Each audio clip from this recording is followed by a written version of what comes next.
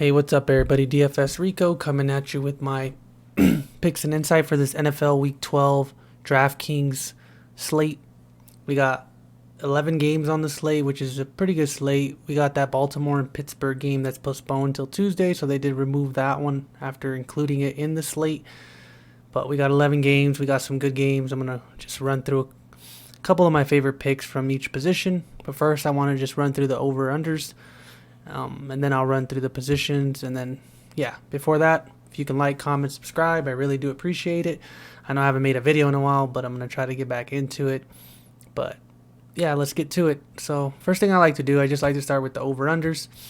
I like to really just look at what games, Vegas is projecting to have high scoring games. Usually they're pretty close, they're pretty close about it. I mean, obviously sometimes you have upsets and all that kind of stuff, but it happens. But I do like to just get started around here. So, I mean, looking at these games, you got the Chargers, you got the Buffalo Bills, 53 points projected. I know they're one of the highest. The Raiders and the Falcons are 53, one of the highest. I think this Miami and Jets game is the lowest on the slate. Let's just keep going. You got 51 over here with Carolina and Minnesota. Obviously that one's removed. This one's 44.5. San Francisco and LA. Good two good defenses. Saints and the Broncos, obviously no Drew Brees. Broncos haven't been looking too good, but their defense is pretty good, in my opinion. And then you got Kansas City and Tampa Bay, which is the highest implied total on the slate. As far as the main slate, 56. I mean, you saw what the Rams did to the Tampa Bay defense. If Jared Goff could do it. I mean, Breeze did it earlier in the year as well. We know what Mahomes could do. And then Tom Brady, we know what their offense can do. I mean, Derek Carr played pretty well against the Kansas City Chiefs. So I don't see why Tom Brady can't do the same thing. But the thing with Tom Brady, he has struggled in primetime games. And this is going to be on national TV, I'm pretty sure. I don't know, just in the big moment games, he's been struggling. He struggled against the Bears. He struggled against the Rams. He struggled against the Saints. Has not looked that good. But we'll see. I mean, that is the highest projected total. So if you do want pieces, they will not come cheap, though. I mean, you got guys like Mahomes at 8K, Tyreek Hill, and then obviously Travis Kelce's pretty high up there as well. And then the other side, I mean, you got some good plays, but let's just get into it. So let's bounce over, and I will have timestamps on all this stuff, so you can just scroll through the parts you care about the most. Just listen to the QBs, or if you're looking for running backs, whatever. I will have timestamps included. So let's get to it. We got quarterbacks. Up top, obviously, you got Kyler Murray at 8.2. Been the best player slash quarterback slash player in all of fantasy football this year, it looks like. 30.3 fantasy points per game. He hasn't had one game below 20. He's been the most consistent for sure. I mean, even in his last game where he got hurt, 20.26. That's something that might keep people off of him. I do like him in this matchup. I know New England's not the same defense that they have been the last couple years. I mean, Deshaun Watson had a really good game against him. So I don't mind some Kyler Murray, but at 8.2, kind of on this slate, it's going to depend which way you want to go. You can either pay down or pay up, and I'll just name off the guys that I really like if I am paying up. Obviously, I like Kyler Murray. I like Mahomes against Tampa Bay as well at 8K. All these four guys, I like them a good amount. Got Josh Allen versus Herbert, two pretty bad pass defenses, two really high ceiling guys. We saw Herbert have a good game last week. He's been having over 20 fantasy points every game other than one. So he's been pretty solid. Doesn't have really high rushing upside, but he is solid. Then you obviously have Josh Allen, which has shown us a pretty low ceiling this season, 13, 16, 18. But he does have a really high ceiling when he's getting those rushing touchdowns, 36, 37, 33, 39 against Seattle. Good ceiling. So I don't mind any of these four quarterbacks. It just kind of depends which matchup you like better. For paying up at least. I'm not going to be on Tom Brady at 6.6. I'd rather just find a way to get up for Herbert and Allen. Scrolling down, the last two guys I really want to mention are Matt Ryan and Derek Carr, which you did see him in that 5.3 or 53 point over-under. So that should be quite interesting. I do like either side. I think Carr will have more ownership just because of what he did last week. But he doesn't really have a crazy high ceiling, which is something I'm not a fan of. These guys will be getting ownership as well. Like if you decide to pay down at quarterback and if you don't want to pay up and you want to pay up at other positions, These two are probably the guys that will get the most ownership. Derek Carr and Matt Ryan in a good matchup for sure. Both of them in good matchups. Just be careful with Matt Ryan. Julio Jones is not going to be playing. Well, he might not be playing. I don't think he plays, or if he does play, he might be playing like limited snaps. So just be careful with that. There's really nobody else I like. Like I like to slim down my player pool a pretty good amount by this time of the week. So I got 6 quarterbacks that I really like. I don't have an issue with some of these other guys, but I like those 6 quarterbacks if I am going to be just having myself a little pool. But let's get over to running backs. Oh, what the hell? You got Dalvin Cook up top at 9.5 versus Carolina, one of the worst run defenses. The best thing about Dalvin Cook is the fact that he's going to get practically 30 touches a game, it looks like. Close to 30 last 2 games. I mean, you got, 34 right there, 52 right there. And then before that, you get him at 24. Then you got him at 33. A lot of touches per game. He's getting 25 plus easily per game. 9.5. You got him against a bad Carolina defense. I don't have an issue with them. I mean, you got McCaffrey going against Minnesota. But I don't think he's playing. Pretty sure he's not playing. Kamara against the Denver defense. I'd rather just find ways to get up to Cook or pay down, honestly. Not really looking at Kamara or Henry. They're playing some good run defenses. I don't like what they did with Kamara recently. I feel like they're playing him less, just resting him a little, getting ready for the playoffs type stuff. Latavius Murray had a lot of touches last week. I think he had more snaps taken than Kamara, so just be careful with paying up $8,200 for him. Not to say, I mean, obviously Kamara and Henry can break the slate any given night, but I really like looking at matchups, and I mean I like Cook's matchup. Even Josh Jacobs' matchup is not that bad at 7.2. Nick Chubb in a fantastic matchup, 7.1 versus Jacksonville, one of the worst run defenses in all of football. I think he's ran for over 100 yards in every game but 2 this season, and one of them was one where he got hurt. And then you have this one over here, the first game of the season versus Baltimore, which is no slouch. So just take that into account. I mean, he's getting over 20 touches per game. I like Nick Chubb at 7.1, a pretty good amount. I like him better than Davis. Probably like him better than Jacobs. I like him better than Hilaire, Robinson. I like him better than all these guys around this price tag right here. You got Madison. I mean, you got Taylor at 5.9. Looked a lot better last week. They finally gave him way more touches. He had 26 touches. I mean, if he's going to get that much at 5.9K, fantastic play. But just be wary. I mean, if you're building one lineup, I wouldn't jump to it right away. I mean, I remember that first game of the season where he had 28 touches. Second game where he started, and then he follows it up with 14, 17. Everybody kind of just hated him for the next 7-8 weeks, And then he finally bounced back. I just don't know with these Colts running backs. I'd like to see him do it for a couple weeks in a row before I, jump on him full, with a lot of lineups. But if you're playing a lot of lineups, I don't mind taking shots at him. If you're playing one, it is a gamble. But, I mean, if he gets 26 touches against a weak Tennessee defense, it's not a bad play. But he can easily get you 15 touches and not produce at all. So, just depends which way you want to go. If you're a gambling man, I don't have an issue with Taylor. Balaj is questionable right now. I don't know if Eckler is going to come back either. We don't know about that, so keep an eye out on that. Myles Gaskin is on injured reserve, but he has been practicing all week. They're saying he is questionable as of right now. Apparently, the team is looking at the film, seeing how he's doing this week, and then they're going to decide if he plays. With Ahmed out, I think he's going to play, and if he does play at 5.7, I do like him a good amount versus the Jets. Jets are not that good. In Miami's passing is not that good, so I feel like they're going to try to run as much as they can. And if he can get him ahead or keep him in the game, they're just going to keep feeding Gaskin, I think. But like I said, he is coming back from injury, so we don't know what he's doing. It all depends how many lineups you're building, really. If you want to play it safer, I think you play Kareem Hunt at 5.6 against Jacksonville. Same thing as Chubb, just a really good play. They run the ball more than anyone in the league. They're just going to run, and they are playing a very bad Jacksonville defense. So I wouldn't play them together, but either one is fine, I think, with Kareem Hunt or Chubb. And then you got Mostert, IR, be activated from injured reserve before Sunday's game. He's still questionable to play, though, so just keep an eye out. I'd rather play Hunt Hunt over Mostert anyways, so it doesn't really matter in my opinion.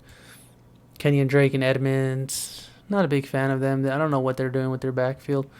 If Drake gets targets like he did this last game, I like him a lot more. He did have 5 targets. I don't mind Kenyon Drake, but it also depends on how many touches he gets. But if you do pay down, I do like Wayne Gallman Jr. at 5K. He is going to be the guy if I do decide to pay down. He probably will be in a lot of cash lineups as well. If you're playing one lineup, I probably recommend playing him at 5K against a pretty bad Cincinnati team, which I think the Cincinnati team will be able to score. But without Joe Burrow, I think they get behind, and the Giants just try to run the ball. He's been having about 15 plus touches a game. He's been looking good. His snap count has been trending upwards as well ever since that week 7. He's just been getting more and more touches every single game. I know he has been getting the touchdowns as well, so that does benefit us. But 5K if you decide to play him. If you want to pay up in spots, he's going to be the way people do decide to go because he's 5K and he's starting and he's going to get a ton of touches.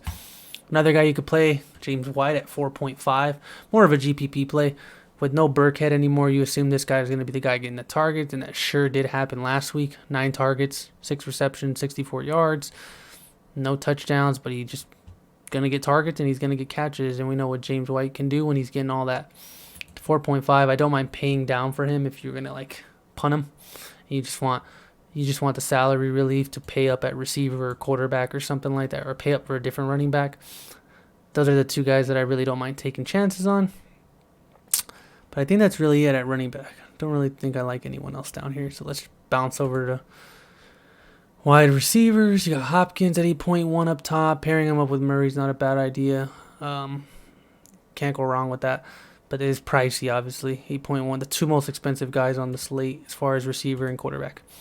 Then you got Keenan Allen, practically been just getting targeted like crazy. He had 19 targets last week. He's hit over 10 in every game, but I wouldn't count this one. He got hurt in the second drive of that game.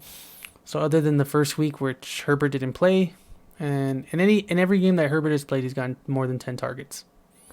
So can't go wrong with an 8K against Buffalo's defense in a game that is expected to be a shootout. You saw it was 53 over under. So Keenan Allen pairing him up with Herbert, it's not a bad idea. You got Tyreek Hill at 7.8. Tampa Bay, obviously, this guy's a beast. 30 fantasy points, over 25 fantasy points the last 3 games. Bad defenses though: Jets, Carolina, Las Vegas, and what do you know? Tampa Bay's not the best defense either. They're good against the run, but they're not that good against the pass. Hill is much better than Cooper Kupp and Robert Woods, and I wouldn't say much better, but he's really good. He has that upside, crazy upside. Let's keep going. We got Diggs. Same thing as Keenan Allen. I mean, they're just getting a ton of targets. These guys, just pairing them up in a game stack is a great way to go, but I know a lot of people will be going that way. So just keep an eye on that. Michael Thomas versus Denver. Ridley's going to be a fantastic play with playing against that Las Vegas defense and Julio Jones possibly being limited or out. Adam Thielen is looking like he's not going to play, so just keep an eye out on that.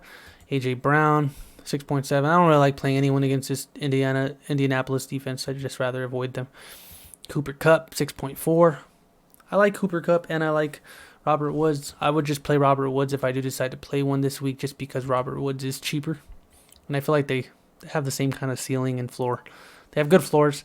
But I don't know how entertaining this game will be between San Francisco and the Rams. Could be a sleeper game. If you want to play pieces of it, I don't have an issue. Justin Jefferson, 6.3 with no Thielen should be a great play, depending how this game goes. I feel like if they get ahead, Dalvin Cook is going to have 9,000 touches, so Cousins will throw the ball 15 times. So I don't know. Just depends how you feel about the game. DJ Moore, 6.2. Same thing with that. If you assume Minnesota's going to get ahead, you just play these Carolina guys. You assume they're going to be throwing the ball a lot. I don't even know if Bridgewater's playing, actually. Looks like Bridgewater will play. So, not a bad play if you decide to play some of those Carolina guys. Scrolling down. Don't really like none of these guys. Mike Evans, nah. Godwin. If I play any of the Tampa Bay guys, Godwin's the one I would always play. I just think he's the safest floor. He's just very good. scrolling. You got Devontae Parker. We saw what Keenan Allen did to these guys last week. I don't see why Devontae Parker can't do the same as long as he's getting a ton of targets, but I don't really like him. I'd rather just play Woods, honestly. I like Woods a lot more. 5.8K, really good ceiling. He's had 2 really good ceiling games. He's 2 out of the last 3 weeks, 33, 28. I like Woods. Big fan. Antonio Brown, like I said, I'd rather just play Godwin in that case. If you don't want to play Hopkins, you can play Kirk. And if you don't want to play Diggs, you can play Beasley. It's kind of how it goes. If you just want the lower owned guy, you just play the little slot receivers usually. You got Beasley at 5.5 going against the Chargers. John Brown's not playing, and 2 of his last games with John Brown out, 30 fantasy points, 25 fantasy points, 5.5K. I am pretty interested in Beasley. If I decide to play that stack and I don't want to play Diggs, I'll just play Beasley instead. Or yeah, I just like Beasley if I don't decide to play Diggs. You got Crowder, 5.4, Deebo Samuel. Is back from injury. I don't know how that will work out. Jarvis Landry in what should be a better game for him, just because there's not going to be crazy winds or crazy rain. These last 2 games have been brutal for him. 2 targets, 5 targets. He should have a much better game this week, and a much better weather game. Jerry Judy's questionable. He has been getting a ton of targets these last couple weeks, so I don't have an issue with him. But the Saints defense is kind of stingy, so we'll probably just stay away from him. I'd rather just play Pittman at around the same price. Pittman or Boyd, but I do not recommend too much Boyd. If you're playing one lineup, I wouldn't play him. Obviously, Joe Burrow's gone, so we don't know how he's going to connect with Finley, but he is more of a GPP play. I'd rather just play Pittman in a really good matchup. 2 weeks ago, he played the same matchup. 8 targets, 101 yards, didn't get a touchdown, but he plays fantastic.